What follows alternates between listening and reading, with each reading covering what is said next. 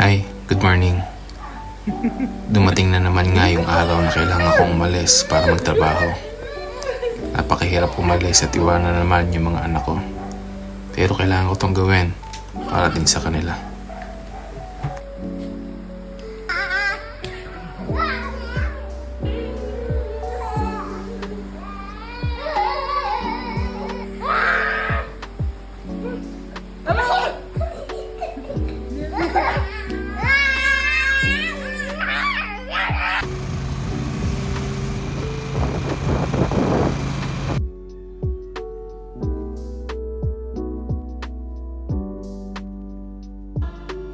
Maaga nga kami nagising para magsimba. Ito nga, at kahit sa simbahan, kasama pa rin namin yung aso namin na si Tashi. Ito yung hindi namin nakakalimutan. Yung magpasalamat sa may kapal sa lahat ng blessings na tatanggap namin sa araw-araw. At on the same time, maganda rin na nasasanay ko yung mga anak ko na magsimba every Sunday. Pagkatapos nga namin magsimba, ay nanguha na ako ng nyog. Pagluluto kasi ako ng asawa ko ng paborito kong merienda, ginataang bilo-bilo.